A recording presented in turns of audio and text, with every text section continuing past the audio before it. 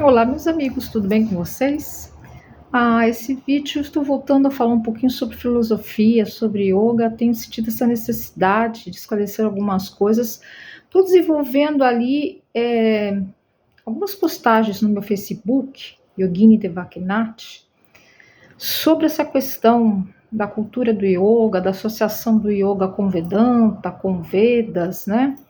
E porque esse é o lugar comum de quase todos os professores dessa associação do yoga com os Vedas, sendo que, na verdade, a citação sobre yoga nos Vedas é mínima. Se você vê no Rig Vedas, Atharva Veda, você vai ver algumas citações disso. Eu coloco lá no Facebook, em algumas postagens, essas citações onde aparece a palavra yoga, em que sentido ela aparece, e não como filosofia, mas com outros significados, né? E por que as pessoas fazem tanto essa associação do yoga, por exemplo, com o Vedanta, que é uma outra filosofia diferente do yoga, né? O Vedanta, mais precisamente, ele pode ser dualista, não dualista, existem até, inclusive, diferenças dentro do próprio Vedanta de interpretação, né? Eu conheci muito profundamente o Vedanta dualista, durante alguns anos eu estudei sobre isso. E eu digo para você, que é mais conhecido, inclusive, o não dualista, chamado Advaita, Vedanta. E o que acontece? As pessoas, hoje a gente vê muita gente associando a necessidade de um professor de yoga ter uma formação no Vedanta, conhecer o Vedanta para entender o yoga, e uma coisa não tem absolutamente nada a ver com a outra. Porque se você for ver filosoficamente, os conceitos do Vedanta são bem específicos e afirmativos, definições sobre Atma, Brahman, e todas essas coisas que aparecem, que são resultados dos Vedas, né, da conclusão dos Vedas, que é o Vedanta, e que o yoga não tem esses conceitos, são conceitos diferentes. Na verdade, sim, o yoga, quando ele foi sistematizado através de Patanjali, e veja que Patanjali ele usa duas fontes importantes, né, de reunião de conhecimento para formular o Yoga Sutra, que foram feitos em épocas diferentes.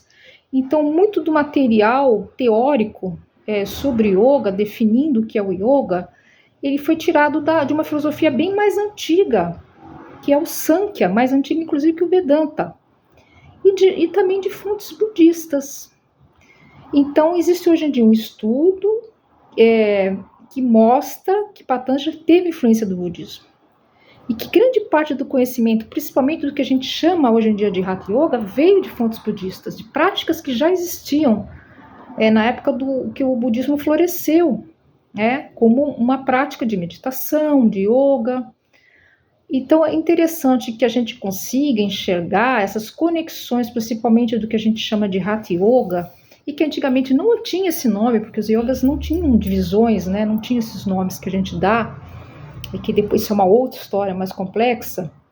Mas esse yoga sem divisões é um yoga que tinha vários tipos de segmentos de práticas diferentes, né? E que está na raiz do yoga mais antigo. Então o yoga não tinha classificações de Hatha, Raja, Bhakti, tudo isso que a gente hoje define como yogas. Era uma yoga só, que possuía um complexo, né, e grande contexto de práticas diferenciadas, tanto que estavam ligadas com a parte devocional, como a parte de conhecimento, a parte de meditação. Tudo isso era uma coisa só. Cada linhagem trabalhava diferente de acordo com o que os mestres pediam, né? De acordo com o que era pedido ao discípulo, que praticasse, que se desenvolvesse. Isso aí vai ter variações muito grandes entre várias linhagens diferentes de práticas. Mas é interessante entender que nem sempre todo yoga ele tem que ter um vínculo ortodoxo, védico, tá? Então vamos lá dividir as filosofias entre ortodoxas e heterodoxas. O yoga tem muito mais de heterodoxia, de abertura e de convergência de muitas coisas do que propriamente um caminho ortodoxo. E é essa questão que eu queria discutir com os professores, com as pessoas. E tudo isso ficou muito mais claro para mim a partir da minha iniciação na linha de Goraknath, que foi o grande divulgador da Hatha Yoga, né? Quando, na verdade, a Hatha Yoga nem tinha esse nome de Hatha Yoga. Mas esses conhecimentos de práticas de asanas, de bandhas, de pranayamas, eles já aconteciam através dos conhecimentos de Goraknath para esses grupos de yogis que não estavam vinculados diretamente com uma única religião, eram pessoas de várias religiões diferentes e eram grupos bem heterodoxos. Então eu gostaria muito de ter esse momento de reflexão junto aos professores que não conhecem a importância de Goraknath, dizer que Goraknath é chamado na Índia do grande pai da Hatha Yoga. Então, as pessoas que vêm, às vezes, através de um conhecimento de yoga mais contemporâneo ou de vertentes mais ortodoxas, elas desconhecem as influências budistas, as influências muçulmanas, hinduístas, né, que são mais conhecidas, mas o yoga é muito mais expansivo e é inclusivo do que propriamente ortodoxo. Um beijo para vocês. Vá lá no Facebook, procure Yogini Vakinath, tem algumas discussões interessantes sobre esse tema lá. Beijo para vocês.